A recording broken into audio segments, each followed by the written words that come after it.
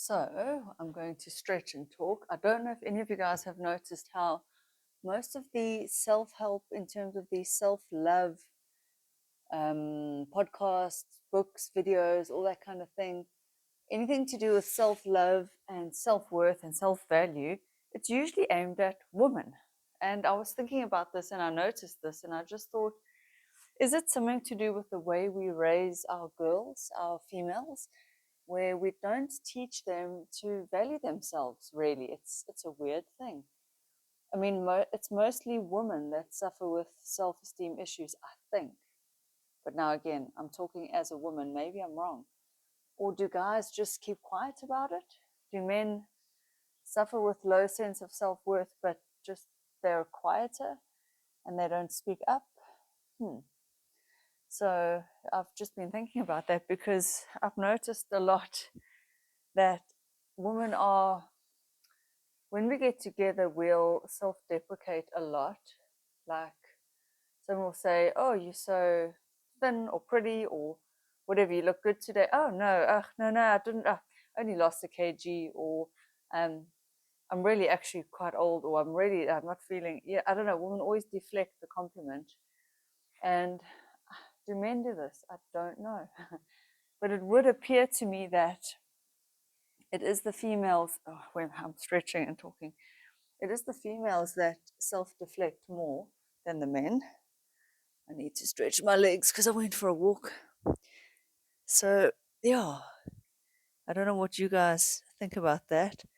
And then I don't know if any of you saw that whole thing on TikTok about the woman that. So there was some guy interviewing women, and women said they'd rather be alone with bears, like in a forest with a bear, than to be. Sorry if the microphone's moving around. Than to be with men. And this one guy was saying, "Come on, you guys can't be serious. You wouldn't rather be alone with a bear."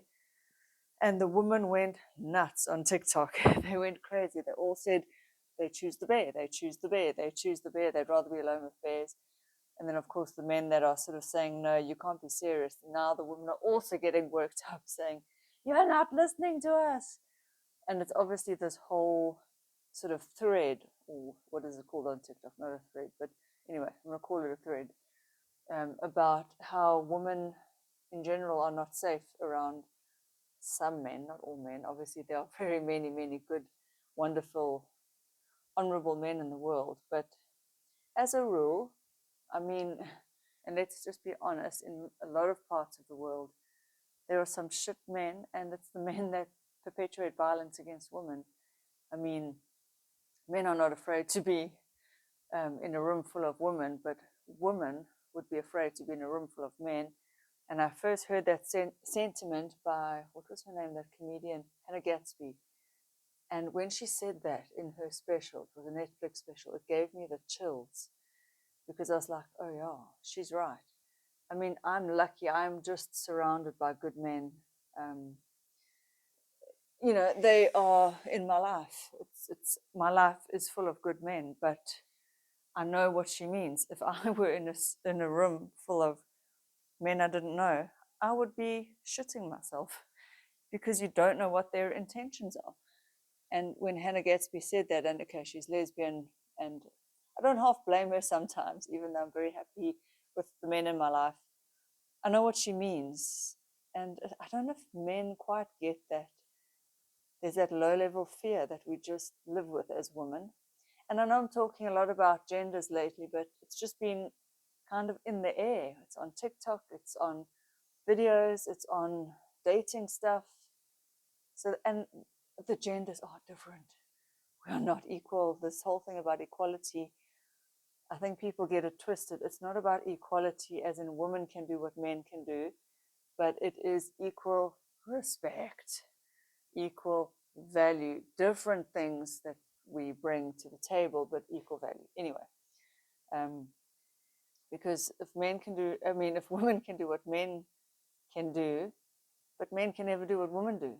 They cannot breastfeed, they cannot fall pregnant, they can't give birth, they just can't do those things. So there's not equality. It's the most bullshit thing anyway. So there is that. And that's just been on my mind also because I made the dating video, which is doing really well. So I'm glad about that. Yeah, because on my channel, what seems to do well is HRT, perimenopause, and weight loss. And now I'm hoping that the dating thing will do well. The other, surprisingly, the video that's doing so well, it's my top earning video, is a video that I made really a few years ago off the cuff. I didn't even have my microphone.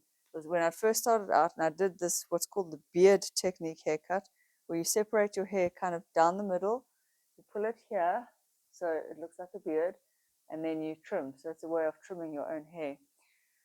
Wasn't the best quality video, but it is my top earning, top performing video. It is weird. So that one does well. And I keep wondering, I don't want to cut my own hair anymore. I have a fantastic hairdresser. I don't want to ruin what she's done. But maybe I need to make a follow-up video where I just maybe do a slight trim so she could always correct it for me if I stuff it up.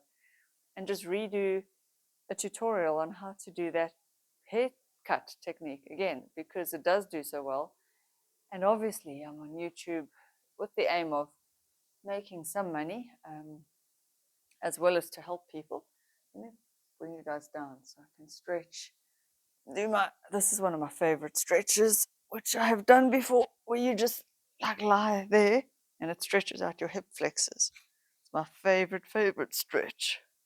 I don't know if you guys are seeing anything, but it is a lovely one. Maybe I must turn to the side like that. This is such a goodie. And I know most people can't get into the stretch, but yeah, this is a goodie. So I think, yeah, obviously you could tell flexibility is really, really important to me at the age of 45, turning 46. Who would have thought I would be so old? Oh, God. And every day, the skin and the face and everything is just looking older. My voice, I can hear, is getting deeper with age, and sure, that's also something. What else? What else? There we go. Motherhood is just the best thing. This weekend, we took my partner's son out for a little birthday celebration, a little meal, and yeah, I was just looking at both the boys. My son's getting a little faint moustache on his upper lip. He's 14, turning 15, and it's so cute. It is so precious. It is so wonderful. And wow, it's everything. Motherhood is everything. Okay, here's a stretch. This is one I really enjoy, going up. Oopsie, the microphone is, oh, okay. Sorry if the audio is getting louder and then softer. There we go. Oh, that's a good one. Sorry, I'm wiggling my bum in the air. But yeah, this stretch, if I turn around, you can see it better. This is a good one. There we go. I really feel it's good to be flexible and maintain fitness and flexibility. I mean, I can definitely feel the older I get, the harder it is to be flexible and fit. And like yesterday, I'll just watch the time. I'm going to go fetch my son. Yesterday, I went for a walk, and then today I went for another walk. So around about 5 kilometers. I don't know what that is in miles, but not so far. But I'm feeling the stiffness in my hips. So yeah, there you go. And I've just removed all my red nail polish, and my nails underneath are not so happy and healthy. It's almost like the nail polish or the base is like, I don't know, damaging my nails. Not too sure why. But anyway, I just thought it was interesting, and it's something I want to mull over. Why women seem like they don't really value themselves. We don't value our time, our effort, our energy like we should. I'm not too sure why. If it's a cultural thing, if it's an across the globe thing. But women are always the ones who need to boost themselves and say, I am worthwhile, I am valuable. We tend towards being doormats more than men. Maybe it's to do with testosterone. Maybe with the testosterone, you guys just have that natural, that drive more than we do. I really don't know. Who knows? But then again, like I say, I think we complement each other, men and women. Um, we need each other, and we need that female softness, and we need the male drive, the male toughness. And then we need to come together and, like, you guys need our nurturing, and we need the push that you guys give us. So I guess, yeah. And then, of course, there are the drag queens. Yes, I've been watching RuPaul's Drag Race season, whatever, I don't know. And it's so fascinating. I love it. I love it. To see these men, and then there's one transgender. So she was a female, then she became a man, and she's now doing drag. She's a man doing drag, but was born a female. But it's fascinating. The outfits, the costumes, the lashes, the wigs, the glam. It is female heaven, but these guys take it to an extreme. And you look at them and you just think, yes, they're men, but they're not men in the typical sense of the word, because when they get together and talk and banter when they're putting on their makeup, they sound like females in a way. The cattiness, the support, the bitchiness, the gossip, the way that they just talk. It's so, there's a feminine energy in these men, and yet they're still men. So it's fascinating. Humans are fascinating. I love people. People blow my mind. I love watching people, reading people when we're in social settings. But then, of course, I love to come home, put on my gown and my slippers and just relax. And I made a TikTok about it. Was called An Ode to My Gown and Slippers, and that thing went nuts. People loved it. So I know everyone loves to be in their gown and slippers at home. It's the most relaxing thing.